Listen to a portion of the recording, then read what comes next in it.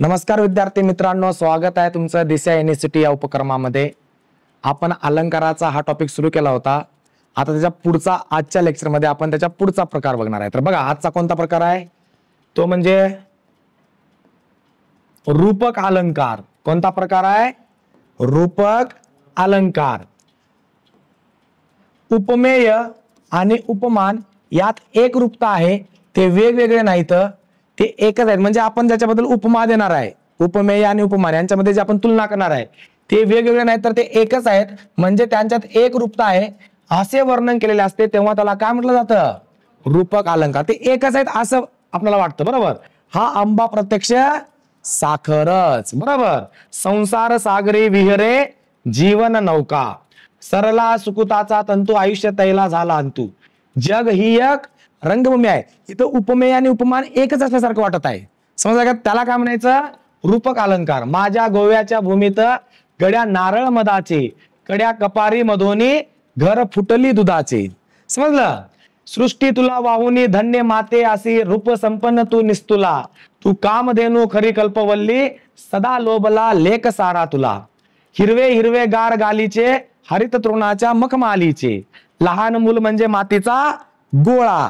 तुलना करत नाही, ते एकच असल्यासारखं दाखवत आहे, समजलं का? त्यांच्यामध्ये असं म्हणजे त्यांची उपमा देत नाही आहे, एकच असल्यासारखं दाखवत आहे। ओके, देह देवाचे मंदिर आत आत्मा परमेश्वर, बाई काय सांगो स्वामीची ती दृष्टी, अमृताची वृष्टी मज होय। उठ पुरुषोत्तमा वाट पाहे रमा, दावी मुख चंद्रमा सकळी कांसी, काट सके गड्यातील असे चांदण्याचे हात, क्षितिजाच्या पलीकडे उभे दिवसाचे दूत। ओके, रूपक अलंकाराचे प्रकार कोणकोणते आहेत बघा? निरग अलंकार, निरग रूपक आहे, निरंग रूपक, सांग रूपक, परंपरित रूपक आणि बाला रूपक। निरंग रूपक म्हणजे काय बघा? निरंग म्हणजे विविध अंगासहित नसलेले, विविध अंगासहित काय नसलेले। रूपक अलंकारामध्ये जेव्हा एका उपमेयाला एकच उपमान असते तेव्हा त्याला काय म्हणायचं? निरंग रूपक। म्हणजे काय? उपमेयाला एकच उपमान असणारे त्याला काय म्हणायचं? निरंग रूपक।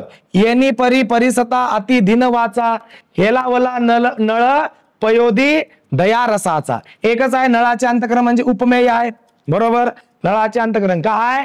उपमेय आहे, आणि उपमान काय? सागर। समजलं तुम्हाला एक गोष्ट? तशा पद्धतीनं पुढे बघा, सांग रूपक काय असणार आहे? रूपक अलंकारामध्ये जेव्हा एक प्रमुख उपमेय आहे, एक उपमेय आहे आणि दुसरं काय? उपमान आहे। उपमेय व उपमान असून उपमेयाच्या अनेक अवयवांनाही वेगवेगळे उपमाने अभेदाने योजलेली असतात, म्हणून त्याचं काय म्हटलं जातं? सांग रूपक। सरला सुकृताचा तंतू आयुष्यातला झाला अंतू, माझी हस्ती वैजन वातू भीम रूपे उदेला, तो झडपता सत्व रगती प्राण दीपक पंचज्योती, मालवणी पडेल क्षिती गात्र पात्र उलथे। बरोबर? मुख्य रूपक काय याच्यामध्ये? जरासंध म्हणजे दिवा। इतर रूपके काय तर सुकृत आहे, बघा इथं सुकृत आहे, सुकृत तंतू, आयुष्य तेल, पंचप्राण ज्योती, आणि गात्रे म्हणजे पात्र। ओके, परंपरित काय रूपक अलंकार काय बघा? रूपक अलंकारामध्ये एक रूपक साधल्यामुळे दुसरे रूपक साधले जातात, एक रूपक साधल्यामुळे दुसरे रूपक साधले जातात व अशा रीतीने रूपकांची परंपरा तयार होते, म्हणून त्यास काय म्हणलं जातं? परंपरित रूपक अलंकार। स्वव्यूह काय? द्वारातून जेव्हा बाहेर भीमसिंह निघे, हस्ती गटा त्याने पाहुनी भीतेला मनिगे। हे सव्यूह आहे। द्वारातून जेव्हा बाहेर भीमसिंह निघे, करू सेना काय? हरित घटा त्याने पाहुनी भीतीला मनिगे। पुढे बघा, अपनुती काय? अपनुती म्हणजे काय होते याचा अर्थात? लपविणे किंवा झाकणे। जेव्हा उपमेयाचा निषेध करून उपमानच आहे असे जेव्हा वर्णन केले असते म्हणजे कोणता अलंकार असेल? ते अपनुती अलंकार असेल। ओके, म्हणजे काय? उपमेयाला बाजूला करायचे आहे, लपवायचे आहे, नंतर उपमानच आहे असं त्याला दर्शवियायचे आहे। न हे नव मंडळ वारी रासी, न तारका फेरची हात यासी, हे हृदय जसे परिस्तंडील धगधगले। हे हृदय जसे कशानुसार धगधगले? परिस्तंडील धगधगले। हा आंबा नाही, ही तर काय? साखरच आहे, म्हणजे आंब्याला पूर्णपणे बाजूला करत आहे। आणि साखरच आहे असं दर्शवित आहे. समजलं? त्याला काय करायचं? आपण होती म्हणायचं. म्हणजे ज्याच्याबद्दल तुलना करायची ते त्याला बाजूलाच करायचं, त्याला पूर्णपणे लपवायचं आणि तेच जणू आहे असं दर्शवायचं. म्हणजे काय असेल ते? आपण होती असेल. ओके. आई म्हणून कोणी आईस हाक मारी. काय म्हणताय? आई म्हणून कोणी आईस हाक मारी, ती हाक येई कानी मज होई शोककारी, नोहेच हाक माते मारी कुणी कुटारी. समज आले काय? अशा पद्धतीनं न हे नभो मंडल वरी रासी, न तारका फेनच हात यासी, न चंद्र हा वर्तुळ शेष झाला, न अंक तो विष्णू गमे निजेला. या अशा पद्धतीनं म्हणजे काय माहित आहे का? ज्याच्याबद्दल उपमेय आणि उपमामध्ये तुलना करायची आहे तर ते त्याला पूर्णपणे बाजूला करायचं आणि तेच जणू आहे असं समजून सांगायचं. त्याला काय म्हणायचं? आपण होती. ओके. पुढे बघा. आपण होती अलंकाराचे प्रकार इथं शाब्दी कोणकोणते इथं? शाब्दी, आरती आणि गर्भित. शाब्दी आपण होती काय? जेव्हा आपण होती अलंकारामध्ये निषेध, काय?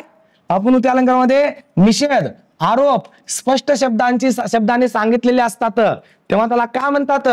शाब्दी आपण होती. काय? जेव्हा आपण होती अलंकारामध्ये निषेध आणि आरोप स्पष्ट शब्दांनी सांगितलेले असतात तेव्हा त्याला काय म्हणायचं? शाब्दी आपण होती. पूर्ण चंद्र नाही सहस्त्रधारा पात्र, रुपयाचे लटकविले, न चंद्र का हे सरस्वतीने पयो भिषेचन चालविले. आरती आपण होती काय? जेव्हा आपण होती अलंकारामध्ये निषेध स्पष्ट नसून तो मिश, व्याज, छे यासारख्या शब्दांनी व्यक्त होत असतो. जसं की सृष्टी हे हिम मिशे मनोहर नव मोत्यांची जाळी, घाली मजवर सजवी मजला माय तशी प्रतिपाळी. गर्भित आपण होती काय? जेव्हा आपण होती अलंकारामध्ये निषेध स्पष्ट शब्दाने व्यक्त होत नाही व सूचित शब्दानेही व्यक्त होत नाही, तो केवळ काय असतो? गर्भित असतो. जसं कथासु पुरुषा तुझे वश तशी करी राधिका, जशी तुझ जिला सवय मनसी तू शरीराधिका, तीच न घडता रमा हृदय वल्लभा सेवन, प्रभू तुझ जसे मातीस गेह भासे वन. हे काय? जेव्हा आपण होती अलंकार निषेध स्पष्टपणे व्यक्त होत नाही. ओके. हे अशा पद्धतीने. व्यतिरिक्त म्हणजे काय? उपमेय हे उपमानापेक्षा काय श्रेष्ठ आहे असे वर्णन केले असतं त्याला काय म्हणतात? व्यतिरेक. म्हणजे ज्याची तुलना करायची त्याच्यापेक्षा तेच श्रेष्ठ आहे. समजले? उपमेय हे उपमानापेक्षा श्रेष्ठ आहे असे वर्णन केले असेल तर त्याला काय म्हणायचं? व्यतिरेक. चंद्रमे जे आलंछन, मार्तंड जे तपाहीन, ते सर्व ही सदा सज्जन सोय रे येतो. हा आंबा साखरेपेक्षा गोड आहे. म्हणजे तुलना करायची होती आपल्याला आंब्याची साखरेसोबत, पण तुलना करत नाही तर ते काय करताय? हा साखरेपेक्षा पण काय गोड आहे. म्हणजे ज्याची तुलना करायची त्याच्यापेक्षा आपण श्रेष्ठ आहे असं सांगायचं. म्हणजे काय होतंय ते? व्यतिरेक. समजलं? अमृताहुनी गोड नाम तुझे देवा. समजले का? म्हणजे देवाचं नाव हे अमृताहून बी गोड आहे. तुलना तर अमृताशी करायची होती पण तसं नाही सांगायचं. व्यतिरेक मध्ये देवाचं नाव हे अमृतापेक्षा पण गोड आहे. समजलं तुम्हाला? त्याला काय म्हणायचं? व्यतिरेक. सांज खुले सोन्याहून पिवळे हे पडले ऊन. ओके. तू मावलीहून मायाळ, चंद्राहून शीतल, पानियाहून पातळ, कल्लोळ प्रेमाचा. ओके. मऊ मेनावनी आम्ही विष्णुदास, कठीण वज्रास भेदू ऐसे, सावळाग रामचंद्र रत्न मंचकी झोपतो, त्याला पाहता लाजून चंद्र आबाळी लोपतो. समजलं? या अशा पद्धतीनं उपमेयाचे श्रेष्ठत्व किती प्रकारे दाखवता येतं? 2 प्रकारे. उपमेयाचा उत्कर्षयक आणि उपमानाचा अपकर्षक. उपमेयाचा उत्कर्ष काय बघा? शिशिरामाची गंगा ही शिशिराची करी हेमाची बरोबरी ताप, दुजे हिम हरीने परी जे भवनापाचे काय करी. उपमेयाचा अपकर्ष काय? चंद्रासी लागती कळा उपराग येतो, गंगेसी भंग बहु पान उतार होतो, जे होय चूर्ण तरी मौक्तिक ते कशाला, नाही समान नळराज महाशयाला. समजलं? उपमेय आणि उपमानाचं. अनन्वय काय बघा आता? उपमेयाला दुसरी कशाचीच उपमा देता येत नसेल, म्हणजेच उपमेय जे आहे ज्याची तुलना करायची आहे, उपमेयाला दुसऱ्या कशाचीच उपमा देत येत नसेल, म्हणजेच जेव्हा उपमेयाला उपमेयाचीच उपमा दिली जाते तेव्हा काय असतो? तो अनन्वय होतो. या आंब्यासारखा आंबा हाच दुसरा काही नाही. समजले का? म्हणजे ज्याची तुलना दुसऱ्यासोबत करायची आहे तिथं असं नाही, त्याची तुलना त्याच्यासोबतच होते, दुसऱ्यासोबत कुणासोबतच होत नाही. मग आपण म्हणतो का माझ्यासारखा मीच आहे, दुसरा कुणीच नाही. समजलं? तर त्याचा अर्थ काय होतंय? अनन्वय. काय होतंय? अनन्वय. या आंब्यासारखा आंबा हाच दुसरे काही नाही.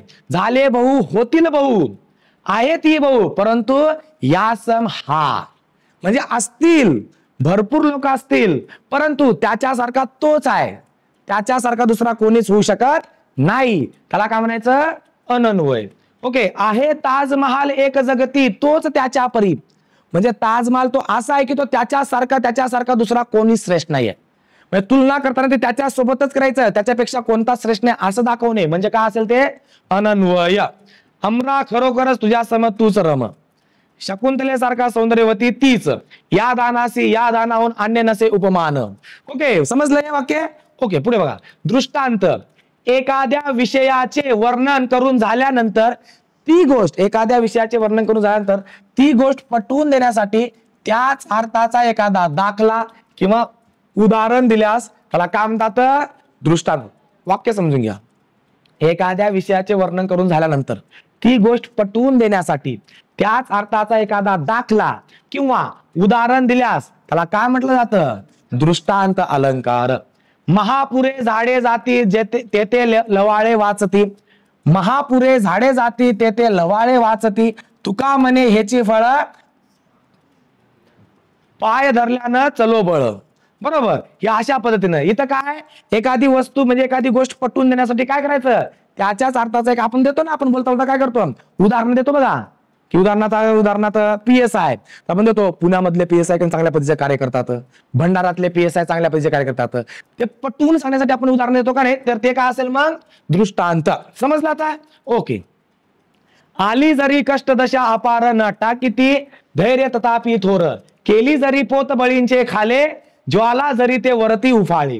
ओके, हे तशा पद्धतीनं. चंदनाचे हात पाय ही चंदन, तुका म्हणे तैसा सज्जनापासून पाहता अवगुण मिळेचे ना.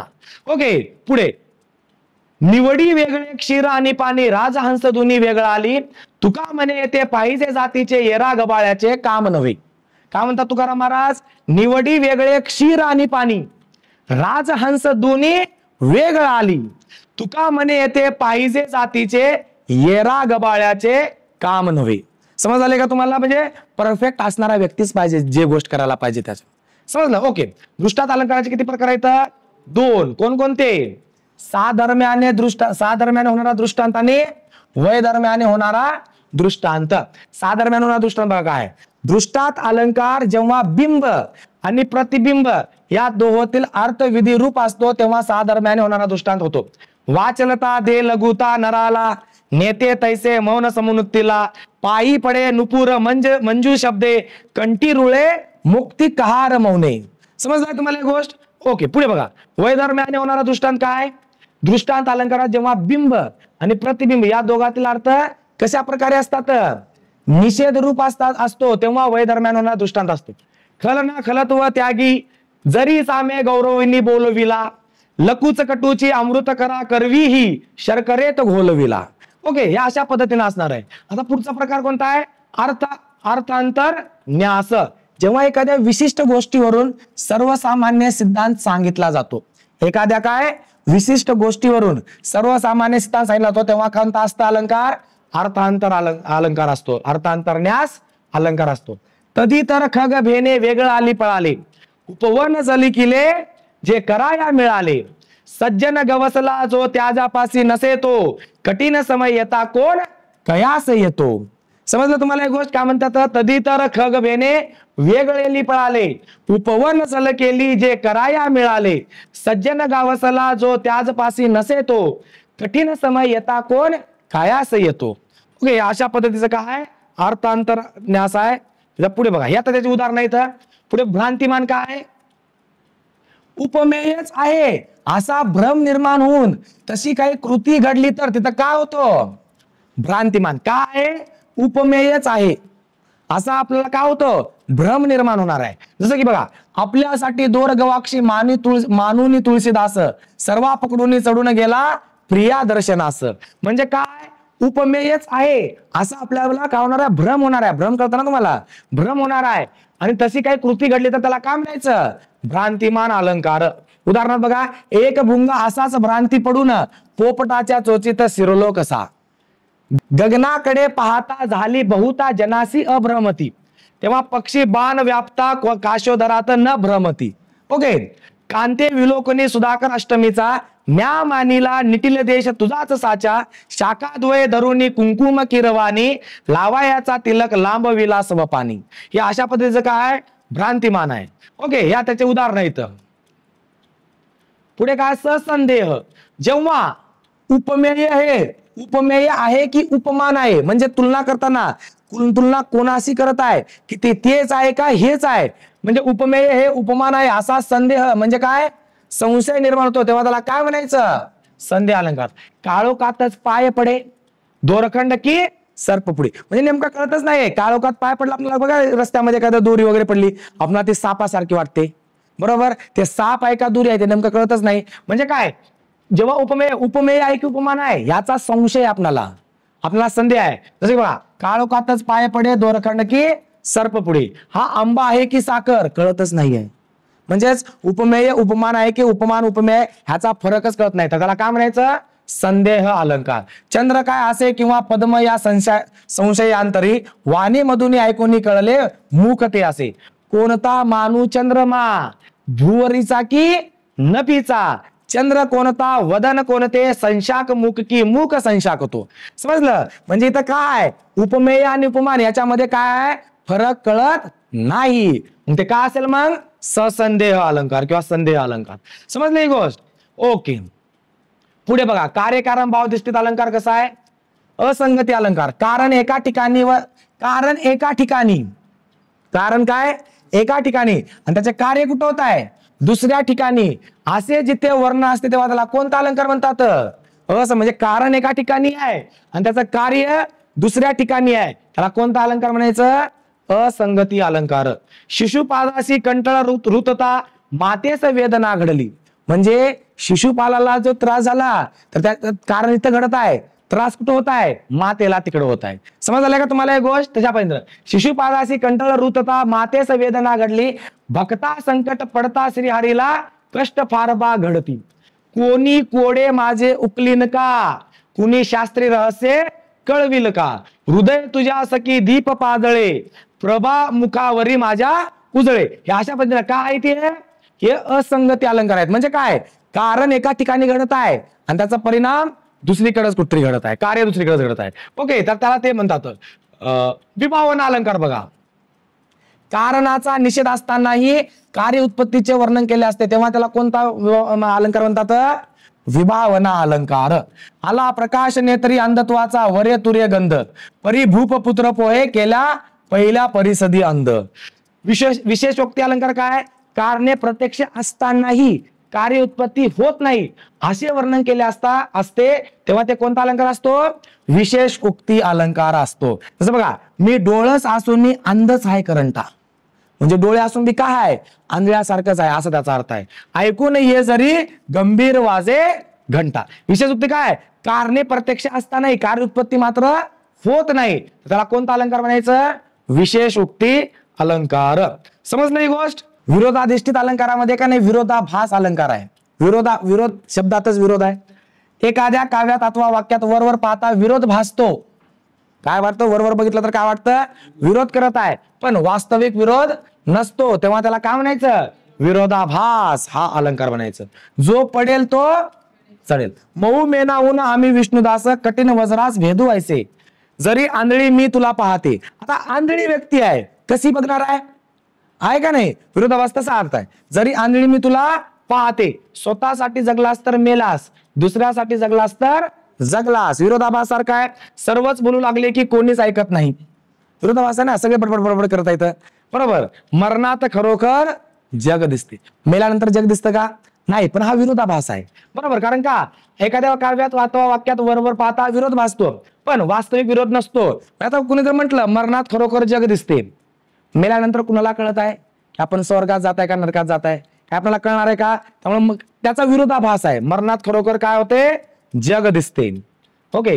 कठोर वज्रापेक्षा मृदू पुष्पावनी असे, लोकोत्तराची हृदय कळते न कुणासही. अन्यायधिष्ठित अलंकार काय कोणता अलंकार अन्यायधिष्ठित अलंकार. त्याच्यामध्ये काय आहे अतिशोक्ती. अतिशोक्ती करतं कोणी कोणी बघा, मोठेपणा सांगतात भलं मोठं, काम कमी मोठेपणा जास्त राहतं. तशा पद्धतीनं जेव्हा एखाद्या गोष्टीचे अतिशय वाढवून फुगून कल्पना रंजित असे वर्णन केले जाते तेव्हा त्याला काय म्हणायचं? अतिशयोक्ती अलंकार. बरोबर. म्हणजे मोठेपणा काहीतरी सांगायचं. जो अंबरी उपळता खूर लागला आहे, तो चंद्रमा निज तनुवरी डागला आहे. बघा आता हे शक्य आहे का? बघा आता जे मी वाचत आहे का नाही, हे शक्य आहे का? बघा. पण असं म्हणजे काहीतरी अतिशयोक्ती सांगायचं, भलं मोठं काहीतरी सांगायचं. बघा, दमडीचं तेल आणलं, सासूबाईचं नाणं झालं, मामाजींची दाढी झाली, भाऊजींची. दमडीचं तेल आणलं म्हणजे कमी तेल आणले. दमडीचं तेल आणलं, सासूबाईचं नाणं झाले, मामाजींची दाढी झाली, भाऊजींची सेंडी झाली, उरलं तेल झाकून ठेवलं, लांडोरीचा पाय लागला, वेसीपर्यंत ओघळ गेला. वेसी बघा छोटसच तेल होतं, ते वेसीपर्यंत ओघळ गेला, त्यात उंट पोहून गेला. वाटते म्हणजे एवढ्या गोष्टी का? पण अतिशयोक्ती भलं मोठं काहीतरी सांगायचं. मी हे करत होतो, मी ते करत होतो, मी असं गेलो होतो, पण करणं कुठं की सांगणं मात्र भलं मोठं. बरोबर. त्याला काय म्हणतात? अतिशयोक्ती. अरे तुला शोधाला सारा गाव पालता घातला, त्यानं घातले बी नसेल, त्यानं कुठल्या तरी एखाद्या गल्लीमध्ये बघितलं असेल कुठे गेले काय नाही ते, पण सांगताना काय सांगायचं? तुला शोधण्यासाठी अख्खं गाव पालता घातला, म्हणजे पूर्ण गाव शोधलो. ओके. मोठेपणा काहीतरी. काव्य अगोदर झाले, नंतर जग झाले सुंदर. रामायण आधी मग झाला राम जानकीवर. ती रडली समुद्राच्या समुद्री. आता एखादी मुलगी रडली तर ती समुद्राच्या समुद्र रडणार आहे. समुद्र इतकं पाणी आहे, त्या डोळ्यामध्ये समुद्र इतकं पाणी असणार आहे. पण सांगताना काय सांगायचं? ह्याचा अर्थ होतो की ती रडली समुद्राच्या समुद्री. कळलं का तुम्हाला एक गोष्ट? ह्याच्यातून काय अर्थ निघत आहे? अतिशयोक्ती, जास्तीत जास्त मोठेपणा सांगणार. चला सखी आणलो घेऊ झाडावर झोके, आकाशा देऊ धक्के आपल्या पायी. शक्य आहे की आपण झोका घेत आहे आणि आपले पाय आकाशाला मिळतात, आपण धक्का देणार पायाला. पण सांगताना तशा पद्धतीने सांगणं त्याला म्हणतात अतिशयोक्ती अलंकार. मुंगी उडाली आकाशी, तिने गिळले सूर्यासी. म्हणजे मुंगी आकाशी उडाली आणि तिने जाऊन सूर्याला गिळले. शक्य आहे? नाही. मुंगी व्याली सिंगी झाली, तिचे दूध किती, 17 रांजण भरून गेले, पेले 12 हत्ती. ओके. या अशा पद्धतीचे अतिशयोक्ती काय झाले? हे अतिशयोक्ती आहे ना हे पूर्णपणे. भलं मोठं काहीतरी सांगायचं पण ते शक्य नाही आहे. फुगून सांगणे म्हणजे कोणता असतंय? अतिशयोक्ती अलंकार असते. अतिशयोक्ती अलंकाराचे प्रकार आहेत. एक आहे रूपकातिशयोक्ती अलंकार, भेदकातिशयोक्ती अलंकार, यद्यश्रतिशयोक्ती अलंकार, विप्रयत्याशयोक्ती अलंकार. रूपकाशयोक्ती अलंकार काय? बघा, जेव्हा प्रकृत व अप्रकृत यांच्यात पूर्ण अभेद असून अप्रकृताने प्रकृतास अगदी गिळून टाकले आहे असे वर्णन असतं, तेव्हा ते रूपकातिशयोक्ती अलंकार असते. हसे मुक्ता नेली मग केला कलकलार काकांनी, हकांनी नभ नभरिले जाय सुरांच्या निनाद तो कानी. भेदकातिशयोक्ती काय? जेथे प्रस्तुत हे सामान्यातील नसून काही वेगळेच आहे, म्हणजे काहीतरी सांगत आहे ते सामान्य नसून काहीतरी वेगळेच आहे असे वर्णन असते, त्याला काय म्हणतात? भेदकातिशयोक्ती अलंकार. सौंदर्याची संपदा हे विभिन्न, चातुर्याची पद्धती ही भिन्न, लोकी वारे पद्म पत्रेक्षणा ही सृष्ट्याची सृष्टी सामान्य नाही. समजलं? यदार्थी अतिशयोक्ती काय? या प्रकारात यदीज या अर्थाने जरी हा शब्द येतात. चौगुणीने जरी पूर्ण सीत भानू, नळा ऐसा तरी कला निधी वातू. ओके. विप्रयतिशयोक्ती काय? अतिशयोक्ती अलंकारात वास्तवाचा विप्रयास केला असतो, म्हणजे वास्तव गोष्ट आहे, वास्तवाचा विप्रयास केला जातो, तेव्हा काय म्हणायचं? विप्रयतिशयोक्ती अलंकार. काव्य अगोदर झाले, नंतर झाले जग सुंदर. कळाले का तुम्हाला एक गोष्ट? रामायण आधी मग झाला राम जानकीवर. म्हणजे काय होतं याचं माहिती आहे का? म्हणजे वास्तवाचा विप्रयास केलेला आहे. शक्य आहे का की अगोदर कवितेमध्ये लिहिलं जग असा असा सुंदर असेल आणि कवितेमध्ये ज्या पद्धतीने लिहिलेलं आहे तसंच जग निर्माण झालं असेल? असं आहे का? जगामध्ये म्हणजे हे जे जग निर्माण झालं त्याच्यामध्येच नंतर आपण आलो ना मग. बरोबर. पण इथं कसं होणार आहे मग? वास्तवाची दुनिया विप्रयास करायचं वास्तवाच्या ह्याला. जसे बघा, काव्य अगोदर झालं म्हणजे कविता एखादी अगोदर लिहिली गेली, समज झाली तुम्हाला? किंवा एखादा ग्रंथ अगोदर लिहिला आणि ग्रंथामध्ये जशा पद्धतीनं सांगितलेलं आहे तसं नंतर सृष्टी निर्माण झाली, तसं नंतर जग निर्माण झालं. शक्य आहे का असं? मग ह्याला काय म्हणतात? अतिशयोक्ती अलंकारात वास्तवाचा काय केला जातो? विप्रयास केला जातो. स्वभावोक्ती अलंकार काय? एखाद्या व्यक्तीचे, प्राण्याचे, वस्तूचे, त्याच्या स्वाभाविक आपल्या वागण्याची पद्धती, स्वाभाविक स्थितीचे किंवा हालचालीचे यथार्थपणे वैशिष्ट्यपूर्ण वर्णन हाही भाषेचा एक अलंकार ठरतो. याला काय म्हणतात? स्वभावोक्ती अलंकार म्हणजे काय, एखाद्या व्यक्तीचा त्याचा स्वभाव कसा आहे. मातीत ते पसरले अतिरम्य पंख, केले वरी उदर पांडुर निष्कलंक, चंचू तशीच उघडी पद लांबविले, निष्प्राण देह पडला श्रम ही निमाले, भिंत खचली कलतून खांब गेला, जुनी पडकी उद्ध्वस्त धर्मशाळा, तिच्या कौलारी बसून पारवातो, खिन्न निरस एकांत गीत गातो. समजलं तुम्हाला एक गोष्ट, काय आहे, स्वभावोक्ती आहे, त्यांच्या पद्धतीचा तो स्वभाव आहे. ओके, पुढे बघा, त्याचे उदाहरण आहे. तर अन्योक्तीचा अर्थ काय होते, अन्योक्ती म्हणजे अन्यास म्हणजे दुसऱ्यास उद्देशून केलेली युक्ती, म्हणजे दुसऱ्याला संबोधून केलेली युक्ती. प्रस्तुत विषयाबद्दल न बोलता अप्रस्तुत विषयाबद्दल, म्हणजे ज्या विषयाबद्दल बोलायचे आहे त्या विषयाबद्दल न बोलता दुसऱ्याच्या एखाद्या उद्देशाबद्दल बोलणे, बरोबर, विषयाबद्दल बोलणे, बोलून विषय प्रस्तुत विषयाबद्दल बोलून प्रस्तुत विषयाबद्दल आपला अभिप्राय व्यक्त केला जातो, तेव्हा त्याला काय म्हणायचं, अन्योक्ती अलंकार. सांबाच्या पिंडे बसोसी खेटून वृश्चिका आज, वृश्चिका म्हणजे विंचू, परी तो आश्रय सुटता खेटर उतरतील रे तुझा माझ. म्हणजेच आता जो तिथं पिंडीमध्ये बसलेला आहे तो जेव्हा कधी खाली येईल तेव्हा मात्र त्याला खेटरानं म्हणजे चिपलीनं मार खाईल तो, असा त्याचा अर्थ आहे. येथे समस्त बघा, आता अन्योक्ती म्हणजे काय, एकाला बोलायचं दुसऱ्याला लागेल, आपण बोलतो ना एकाला बोलताना दुसऱ्याला लागतो. येथे समस्त बहिरे बसतात लोक असतात लोक, येथे समस्त बहिरे असतात लोक, का भाषेने मधुर तू करीशी अनेक, मधुर आहे हे मूर्ख यासी किमपीही नसे विवेक, रंगावरून तुझला गमतील समजतील किंवा गमतील काक, लेकी बोले सुने लागे, म्हणजे बोलायचं इकिला पण त्याचा अर्थ दुसऱ्यालाच उद्देशून झाला, म्हणजे बोलायचं इकिला पण त्याचा वेगळाच अर्थ दुसरीकडे निघाला. समजलं आपण, जसं आपल्या भाषेमध्ये समजून जा टोमणे मारणे, समजला आता एक गोष्ट, टोमणे आपण एकाला मारतो लागतात दुसऱ्यालाच, समजलं, अशा पद्धतीचं. ओके, त्याला काय म्हणायचं, अन्युक्ती. पर्यायुक्ती काय, पर्यायुक्ती म्हणजे त्याच्या शब्दामध्येच आहे पर्याय. पर्यायुक्ती काय असेल मग, एखादी गोष्ट सरळ शब्दात न सांगता ती अप्रत्यक्ष रीतीने सांगणे, त्यास काय म्हणतात, पर्यायुक्ती अलंकार. म्हणजे सरळ सांगायचं नाही, एखादा पर्याय शोधून सांगायचा. जन्मुनी कोण राजश्रीचा वंश अलंकृत केला, आत्मवियोगे देश कोणता पावविला दुःखाला, त्याचे वडील सरकारचा पाहुणचार घेत आहेत. दुसरा काहीतरी प्रकार सांगायचं, काळाने त्याला आमच्यातून हिरावून नेले, डायरेक्ट म्हणत नाहीत की तो मेला तो वारला असं नाही म्हणायचं आहे, शब्द वेगळ्या पद्धतीने सांगितले, काय, काळाने त्याला आमच्यातून हिरावून नेले. समजलं, दुसऱ्या पद्धतीने सांगणं, तू जे सांगतोस ती कल्पित कथा वाटते, ह्याला काय म्हणतात, पर्यायुक्ती. व्याजोक्ती काय, एखाद्या गोष्टीचे खरे कारण लपवून, व्याजोक्ती म्हणजे काय, एखाद्या गोष्टीचे खरे कारण लपवून दुसरेच कारण देण्याचा जिथे प्रयत्न केला जातो त्याला काय म्हणायचं, व्याजोक्ती अलंकार. म्हणजे व्याजोक्ती म्हणजे काय, खोटे बोलणे. येता क्षण वियोगाचा पाणी नेत्रामध्ये दिशे, डोळ्यात काय गेले हे म्हणून नयना पुसे. म्हणजेच वियोग म्हणजे दूर जायची वेळ आली तेव्हा डोळ्यातून पाणी येत आहे, पण पुढच्या व्यक्तीला कळू द्यायचं नाही मी रडत आहे म्हणून, तर काय म्हणायचं, डोळ्यात काहीतरी कचरा गेला माझ्या म्हणून मी पुसत आहे, आणि त्या कचऱ्यामुळे डोळ्यामध्ये पाणी आले. समज आले का तुम्हाला एक गोष्ट, अशा पद्धतीने म्हणजे एखादं खरी गोष्ट लपवून दुसरंच कारण सांगायचं. बघा, येता क्षण वियोगाचा पाणी नेत्रामध्ये दिसे, डोळ्यात काय गेले हे म्हणून नयना पुसे. समजलं ही गोष्ट, काय गे बगसी मागे वळूनी वळूनी असी, विचारिता मने माझी राहिनी पिसवी. दुसरंच काय तर कारण आहे, कारण कोणतं देत आहे पण पुढे, पिशवी राहिल्या माझी. समजलं का तुम्हाला एक गोष्ट, आठवण त्याची होती नेत्र पानावली, सांगे परी मी कांदा कापत होती. मुळात तिला आठवण आलेली आहे, पण आता सगळ्यांच्या पुढे म्हणू शकत नाही मला त्याची आठवण येत म्हणून, सांगत काय मग ते, मी कांदा कापत होती. समजलं का तुम्हाला एक गोष्ट, याला काय म्हणतात, जे कारण आहे जे खरं कारण आहे ते लपवायचं, दुसरं कारण काय करायचं, पुढे करायचं, काय म्हणायचं त्याला मग, व्याजोक्ती. समजलं तुम्हाला एक गोष्ट. ओके, व्याज स्तुती काय, व्याज म्हणजे खोटे कपट ढोंग, स्तुती प्रशंसा, म्हणजे खोटी प्रशंसा. आपण म्हणतो बघा, तू खूप हुशार आहेस, पण मुळात त्याला सांगायचं असतं तुझ्या एवढा ढकुनीच नाही आहे, पण खोटी प्रशंसा करतो आपण, तशा पद्धतीने व्याज स्तुती.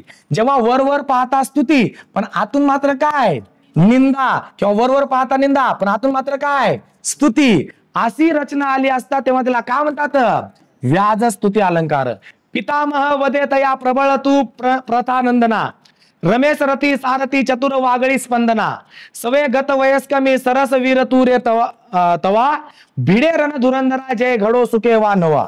ओके, या अशा पद्धतीनं हे सगळे काय त्याचे उदाहरण आहेत. आपण अजून एक उदाहरण घेऊया. होती वदन चंद्राच्या दर्शनाचीच आसती, होती वदन चंद्राच्या दर्शनाचीच आसती, अर्धचंद्रस तू द्यावा करपा याहून कोणती. ओके, तुम्हाला गोष्ट कळाली का? म्हणजे बरोबर असं दाखवायचं की मी तुझी स्तुती करत आहे, पण मनातून मात्र काय निंदा करत आहे. किंवा कधी कधी असं होतं, वरवर त्याला आपण रागवल्यासारखं करतो, पण मनातून मात्र प्रेम असतं. समजले? तर त्याला काय म्हणायचं? त्याला काय म्हणायचं? त्याला म्हणायचं व्याज स्तुती. काय म्हणायचं? व्याज स्तुती. ओके, चेतना गुणोक्ती काय बघा. जेव्हा एखादी अचेतन म्हणजे निर्जीव वस्तू सचेतन म्हणजे सजीव आहे असे मानून ती सजीव प्राण्याप्रमाणे वागते आहे असे वर्णन केलं जाते, तेव्हा त्याला काय म्हणतात? चेतना गुणोक्ती अलंकार. म्हणजे बघा साधं सोपं, एखादी निर्जीव गोष्ट आहे, निर्जीव तुम्हाला कळतं, तर ती सजीव आहे. आपण म्हणतो रायगडावरती गेल्यानंतर रायगड माझ्याशी बोलतो, पण मुळात रायगड ते जे रायगडाचे दगड आहेत ते आपल्याशी बोलणार आहेत का? पण असं म्हणजे रायगड माझ्याशी बोलतो असं दाखवून देणे, समजा त्याला काय म्हणतात? चेतना गुणोक्ती. समजले का तुम्हाला एक गोष्ट? म्हणजे आपल्याला वाटतं प्रत्यक्षात रायगड माझ्याशी बोलत आहे, महाराज माझ्याशी बोलत आहेत, पण मुळात ते शक्य आहे का? पण त्याला तशा पद्धतीनं समजून सांगितलं जातं. त्याला कोणता अलंकार म्हणायचं मग? चेतना गुणोक्ती. चेतनाचे गुण सांगणारी व्यक्ती उक्ती. डोळे अलगद घर उचलती काळोखाच्या उशीवरून. डोळे आता घर उचलणार आहेत, आपल्या डोळ्यावरती आपण घर उचलणार आहे, पण सांगताना का नाही सजीव गोष्टीला निर्जीव गोष्टीला का नाही सजीवासारखं मानणे आणि तशा पद्धतीनं सांगणे, त्याला काय म्हणतात मग? चेतना गुणोक्ती. उकडलेली अंडी बटाटे पुलाव व रस्सा खाऊन रस्ता तृप्त झाला. रस्ता म्हणजे उकडलेली अंडी बटाटे पुलाव रस्सा खाऊन रस्ता काय झाला? तृप्त झाला. रस्ता तृप्त होणार आहे, रस्त्याचा काय संबंध आहे? रस्ता सतत राहणार आहे, पण सांगताना मात्र त्याच्यामध्ये चेतना गुण, त्याच्यामध्ये चेतना निर्माण केल्यासारखं सांगायचं. समजलं? त्याला काय म्हणायचं? चेतना गुणोक्त्याला. मंगल मंगल गीत म्हणजे अस्फुट रजनी मुकपणे. ओके, हे त्याचे काय उदाहरण आहेत. चाफा बोलेना चाफा चालेना चाफा खंत करी काही केल्या फुलेना. आता चाफा फुल आहे तर बोलतंय का? पण त्याच्यामध्ये चेतना निर्माण केल्यासारखं त्याच्याशी संवाद साधायचा, त्याला काय म्हणायचं? चेतना गुणोक्ती. चाफा बोलेना चाफा चालेना चाफा खंत करी काही केल्या फुलेना. धक्क्याच्या वरच्या अजून बोटी साखर झोपीमध्ये फिरंकी. ओके, सार काय बघा आता. जेव्हा एखाद्या वाक्यातील कल्पना चढत्या क्रमाने मांडणी करून उत्कर्ष किंवा अपकर्ष क्रमाने मांडणी करून उत्कर्ष किंवा अपकर्ष साधलेला असतो, तेव्हा त्याला काय म्हणतात? सार अलंकार. का म्हणजे असं म्हणजे चांगल्या पद्धतीनं रचायचं. ओके, काव्यात नाटके रमे नाटकात शकुंतला त्यामध्ये 4था अंक त्यातही 4 श्लोकात. बरोबर, म्हणजे काव्यामध्ये एक नाटक आहे, नाटकामध्ये एक शकुंतला आहे, त्या शकुंतला 4था अंक आहे आणि त्यातही 4 श्लोक आहेत. म्हणजे असं चढवत आहे ना आपण गाणं म्हणण्यासारखं कसं चढ तशा पद्धतीनं, तर त्याला काय म्हणायचं? सार म्हणायचं. ओके, आधीचं मरकट त्यातही मध्य प्याला. आधीचं मरकट त्यातही मध्य प्याला झाला तशात तरी वंशिक दंश त्याला. झाली तयास तदनंतर भूतबाधा चेष्टा वधू मग किती कपीच्या आघादा. बघा, आधीच तो मरकट आहे, त्याच्यामुळे त्याला परत एकाने विंचून चावलंय, त्यानंतर त्याला एकाने भूतबाधा झाली अजून. बरोबर, आणि चेष्टा वधू किती कपीच्या आघात. समजा तुम्हाला गोष्ट म्हणजे असं करायचं की एखादं चांगल्या पद्धतीनं कविता कसं रचतात तशा पद्धतीनं रचत जाणे, त्याला काय म्हणतात? सार. ओके, किरकिरती रात किडे झाल्या तिन्ही सांजा. ओके, पुढचं बघा. महत्व भारी आहे या पृथ्वीचे त्याहून अतिशय या सगळ्या विश्वाचे, परी तुझ मध्ये महतीचे बीज त्याहून काही मोठे नाही वीज, ठसवमती हे साचे बाबा हे वच बहु मोलाचे. ओके, हे असं म्हणजे रचल्यासारखं. समजलं तुम्हाला एक गोष्ट? आणि शेवटचं काय?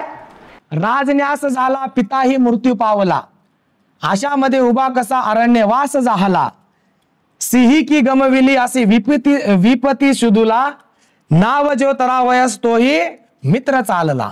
समजलं? हे अशा पद्धतीनं रचने अपकर्ष अथवा उत्कर्ष या पद्धतीनं रचने म्हणजे त्याला म्हणतात सार अलंकार. समजलंय तुम्हाला गोष्ट? हे अशा पद्धतीनं आपण 2 लेक्चर मध्ये अलंकार हा टॉपिक संपवलेला आहे. उद्या भेटू नवीन टॉपिकनं, तोपर्यंत धन्यवाद.